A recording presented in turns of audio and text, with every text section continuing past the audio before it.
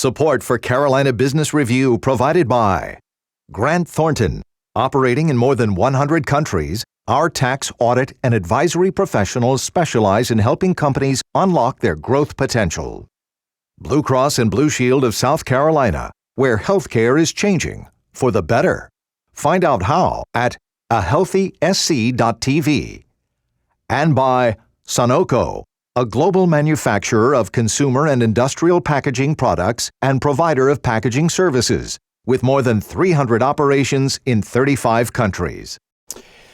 There are not many places in the Carolinas that you can live where the debate about transportation, toll roads, fixing bridges, and the land planning component is not a big concern. And really, while the talk seems to be about updating infrastructure, it's so much more about laying the correct foundations for future growth. Welcome again to the most widely watched program on North and South Carolina business and public policy. I'm Chris William, and many core things spring from this sometimes acute land planning debate that we have. Things like housing, schools, construction, city and town centers, and one of the biggest issues, the creation of jobs. On this edition, another discussion about what is critical to know if you live and work in the Carolinas. And later on, Research Triangle Foundation Chair Bob Ingram is back. Major funding also by Novant Health, bringing you world-class technology, clinicians, and care when and where you need it. The Duke Endowment, a private foundation enriching communities in the Carolinas through higher education, healthcare, rural churches, and children's services. And by Blue Cross and Blue Shield of North Carolina. Who's responsible for rising healthcare costs? Join us and many others in a candid discussion at letstalkcost.com. This edition of Carolina Business Review was recorded July 25th, 2014. On this week's program, Matt Martin of the Federal Reserve Bank of Richmond, Hal Johnson from NAI Earle Furman, and special guest Robert Ingram, General Partner of Hatteras Venture Partners. And now, here's Chris Williams.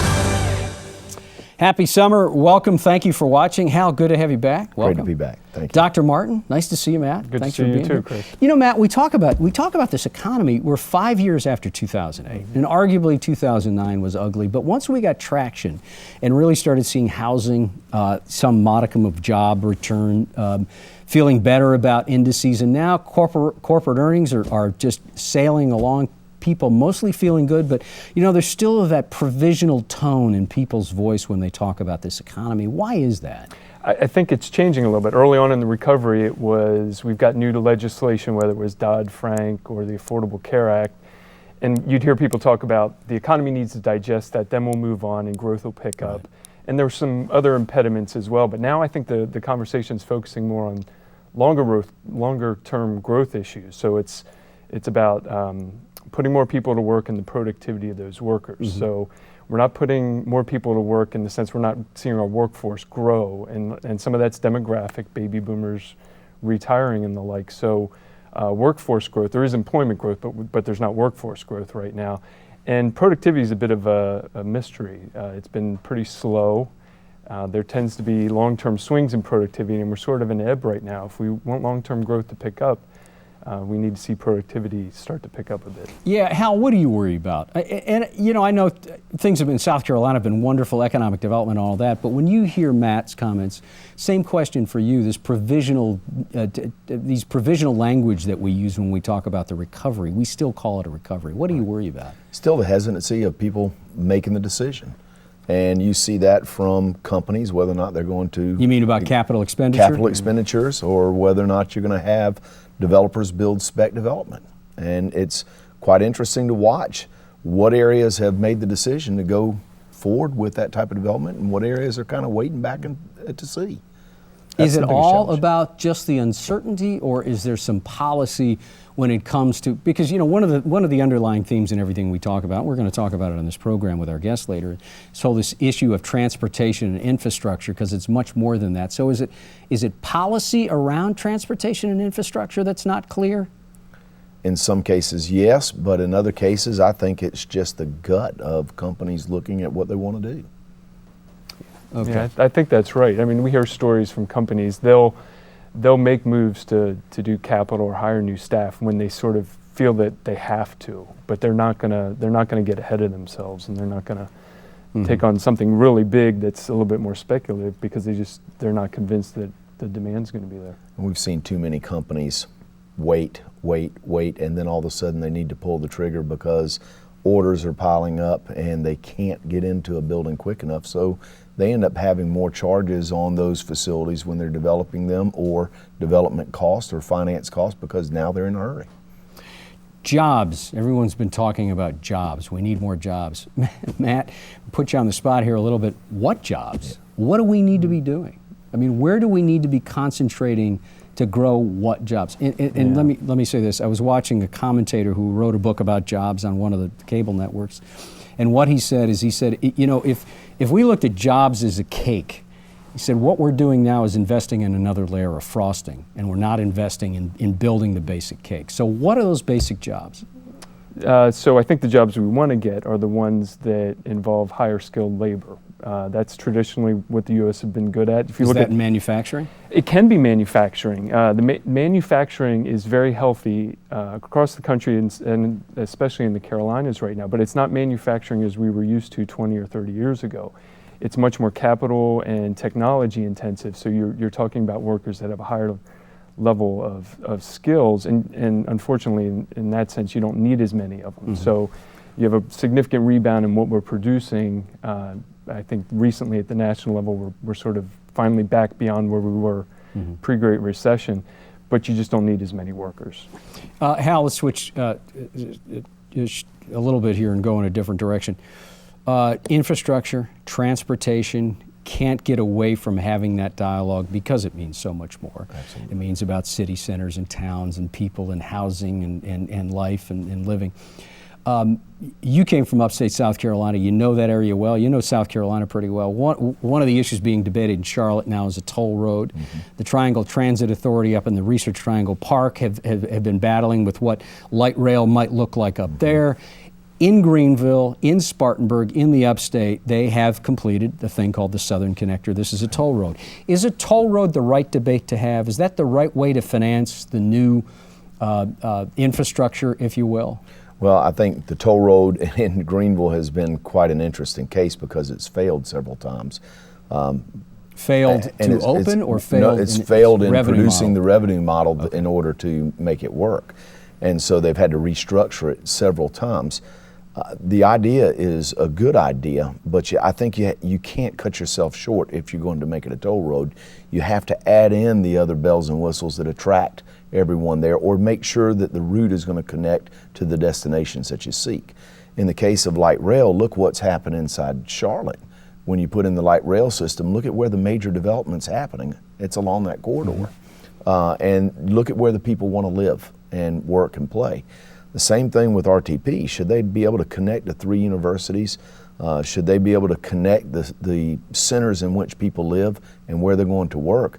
Not only will it be used, but it'll pay for itself greatly. Does a toll road lead to development, or did it just not in this case? I think in some cases it could lead to development if it's strategically placed in the right direction and if it connects the corridors in the right way.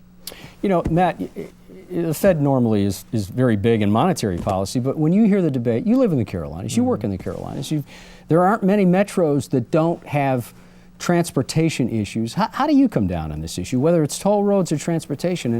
And is there a federal component here that's not being taken advantage of?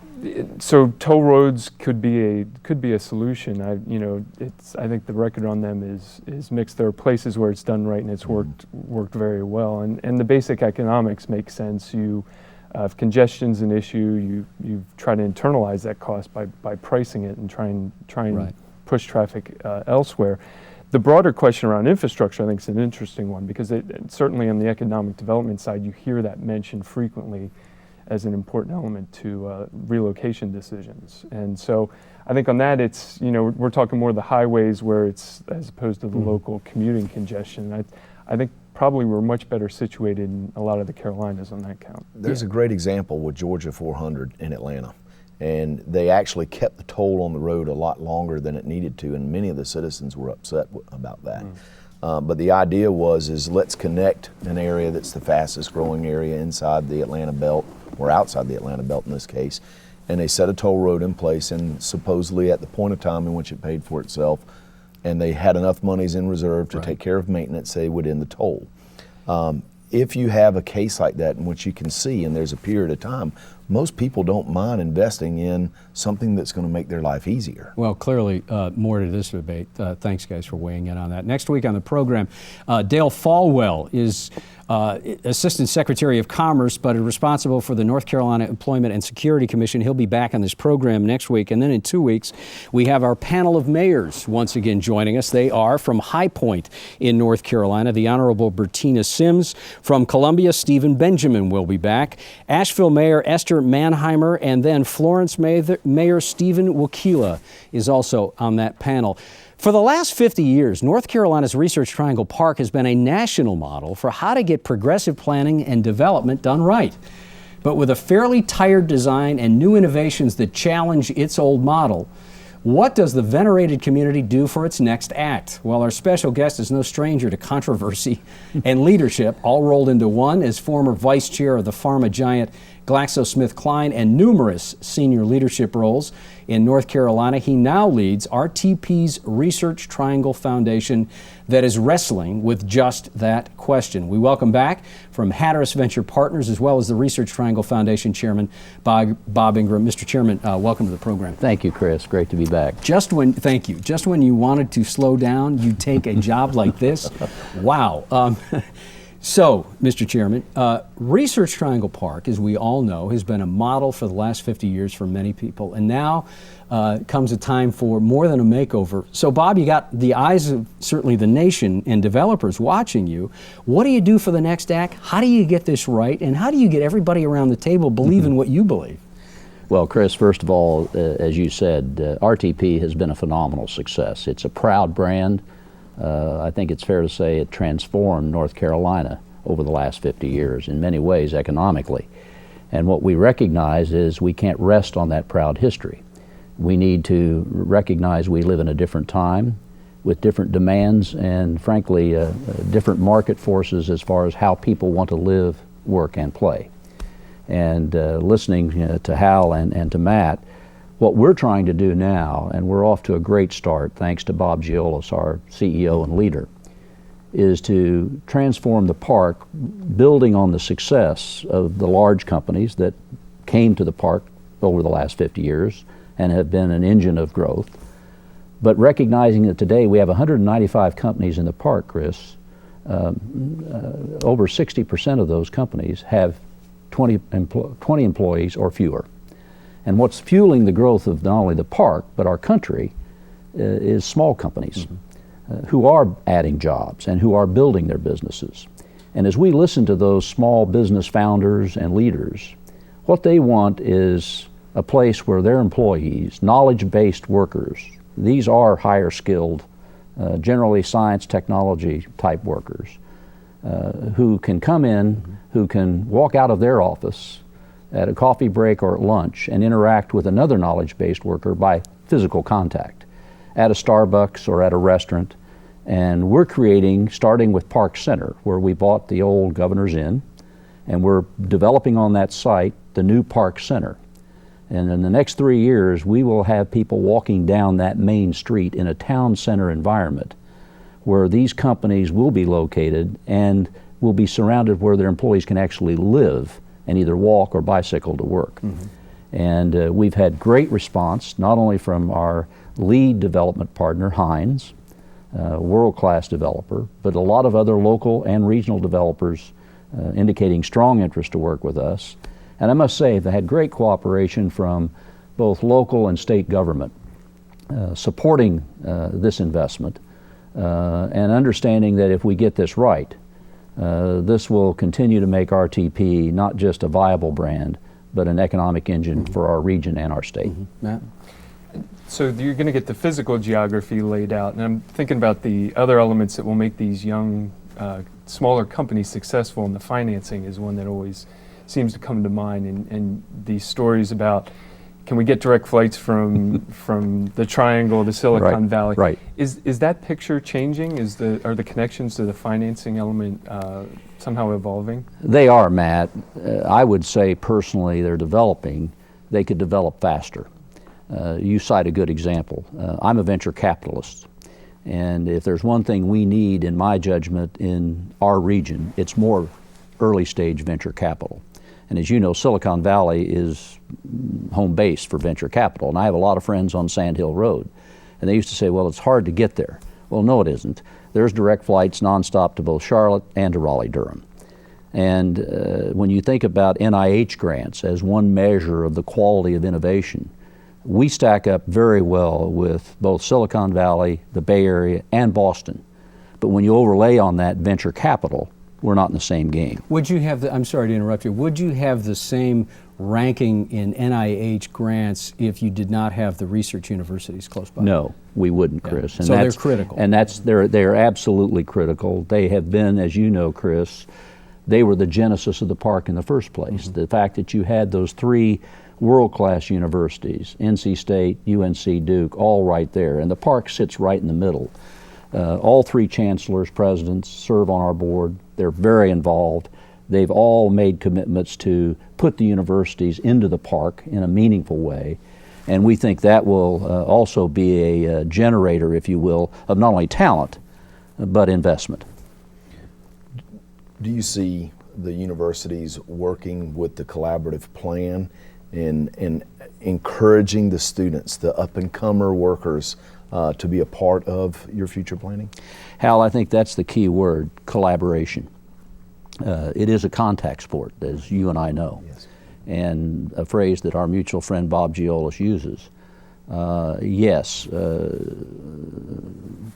Chancellor Woodson at State, Chancellor Folt at Carolina, and President Broadhead at Duke all are committed to making sure that the universities are not only attracting, training the kind of kids, I call them kids, young people, in the areas and the disciplines of life science, technology, but also really collaborating with the companies that are there today and the ones we hope to attract tomorrow, so that we have that fit. Bob, let me come back. You said something about, and you know, you're always very gracious, including so many people in a dialogue. You're good at that. You said, and I wrote this down, you said that you have good cooperation from local and state government.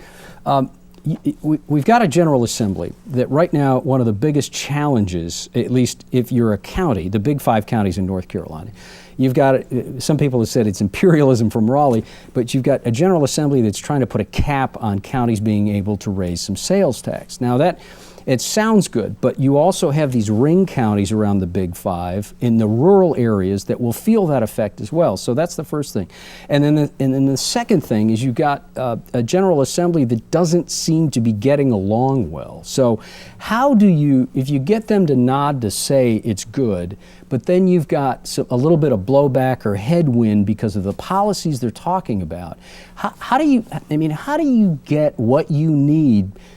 Because this RTP makeover is a big deal for the region, how do you get what you need without strong-arming? Well, I think first of all, Chris, the people in the legislature we've met with on both sides of the aisle, the governor as well as the president pro tem of the Senate, Senator Berger, Speaker Tillis, and others, all understand how important the park is to our future. They also understand it's not just, if you will, the 3 or 4 counties around the triangle that benefit. The whole state benefits. Obviously, closer, better. And I think what they're looking for is that private-public partnership. They're expecting us, as they should, to be the main funder, and we will be. We will raise private investments. What we're looking for them to do is to be our partner in terms of infrastructure, things like roads, sewers, that kind of thing. We'll be responsible. We want to make sure we present a very factual and strong return on investment proposal, which we will. And it is, as you said, it's all about jobs. And those jobs have multipliers, as you well know. The jobs that are in the park create other jobs. And I think there's a growing understanding of the importance of that. Yeah. Going back to the universities and their support, so they're clearly on the research side and developing the talent.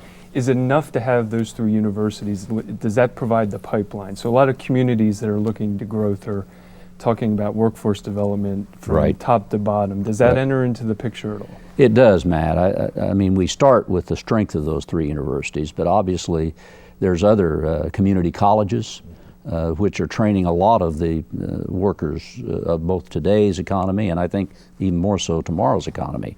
I worry a little bit, and I think if you travel as all of us do, I worry that sometimes we're losing what I call an apprenticeship culture in America, where we're not training people in the trades as much as we used to. I don't know many plumbers that are out of work.